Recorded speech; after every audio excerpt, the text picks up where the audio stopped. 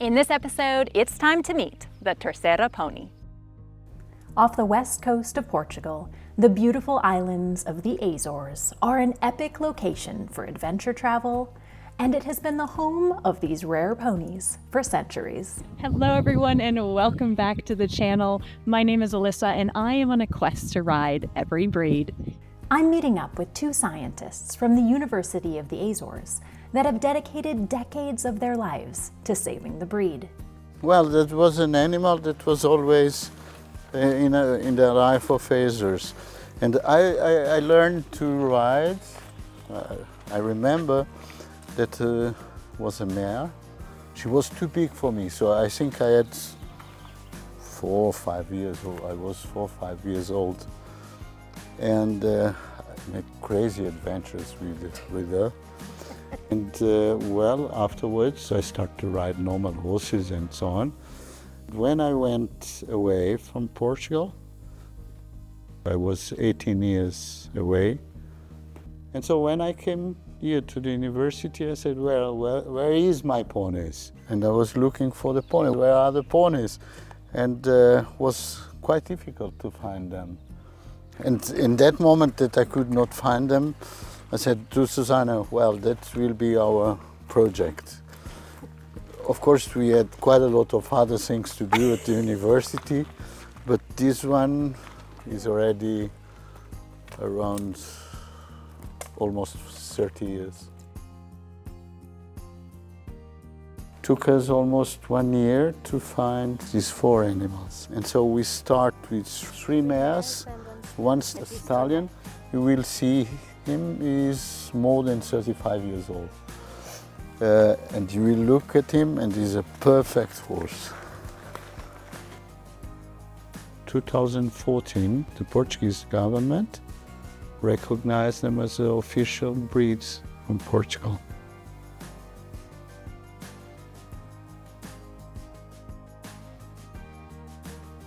As with many historic breeds, these ponies have played an important part of the island's cultural identity. Believed to have descended from horses first brought by Portuguese settlers in the 15th century, they are extremely hardy and were used for farm work, transporting goods, and as riding horses. They are known for their endurance, patience, courage, and dedication.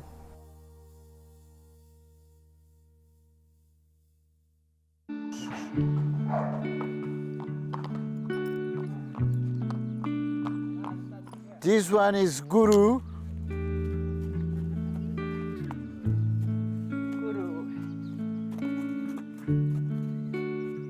He likes to play all the time, but he's a very solid horse. We have in dressage a thing called Trofeu Dressage Pony in mainland and in Azores. And he won 2 or 3 times, I think. Hello. Oh, you are just so handsome. It's called Ideal. It's my horse when I go in a carriage with 2, 3 or 4 horses. He's a stallion, but he's a very, how I would say, courage. Yeah. It's where you say go there, he goes there. Doesn't matter what happens, what comes against him or something like that, you just go. This is so cool because there's just one beautiful stallion after another that is coming out of this barn. It's so picturesque anyway, and then you've got these just elegant ponies arriving.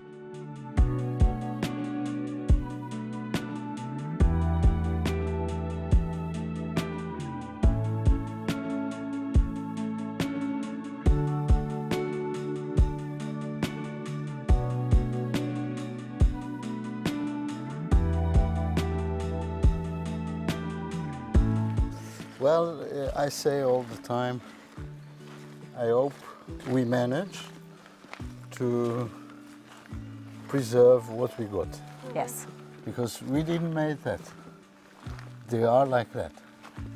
So, and one of our major concerns is exactly to keep them really hard.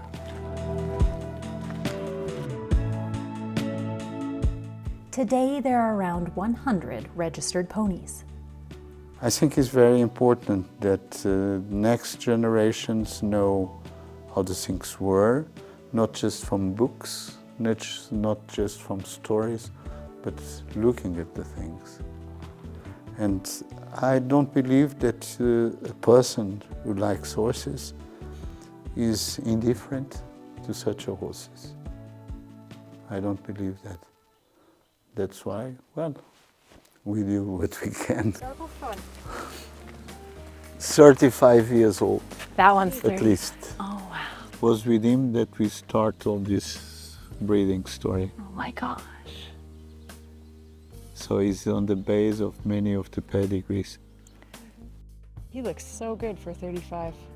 That's amazing. But if you look, the legs and everything is perfect. This just has to be so incredible for you guys, this feeling of looking and seeing the horses all here, and then when they have these different accomplishments that happen, and just all the work you've put into this has to feel so cool to you guys to have been able to do all of this. Well, when you do what you like, it's not a problem. It's just that. All coat colors are accepted, and there is a wide range of colors in the breed. The average height is around 12'2". Because of their gentle nature, they are often used as lesson horses and as therapy horses. They have the look of a smaller version of the Lusitano, which is another horse breed from Portugal. Many people says they are normal horses that went in a wash machine. A little bit too warm. That's awesome.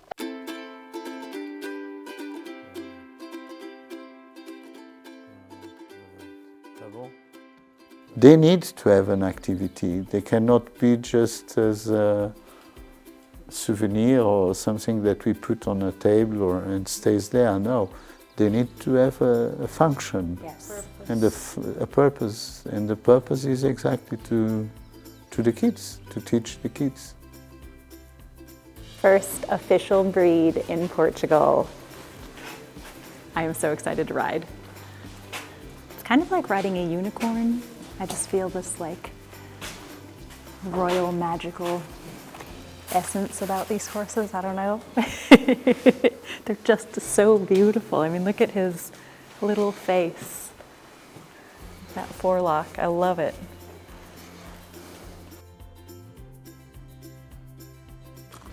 It has been so amazing to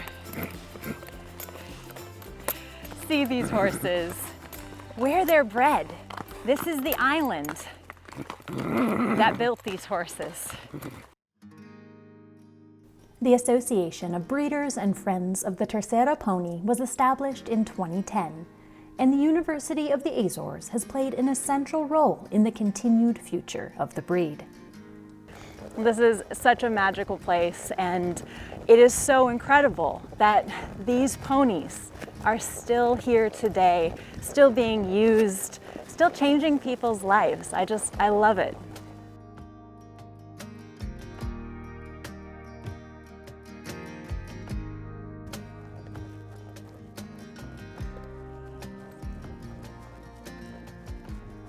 He's got the spice of life, like he's energetic, but yet he is so light. It's completely in your hands. He's so right there. Yes, that is what I want for the kids. With such a horses, the kids can learn how to ride. They are small, they are kind, but they have the movements quite balanced and quite, I would say, very light, Yeah. very smooth.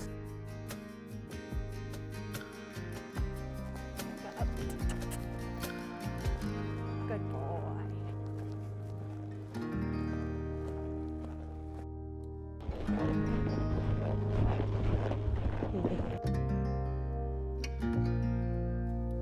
His trot is so smooth, and his canter is just dreamy. Like, it's just so comfortable.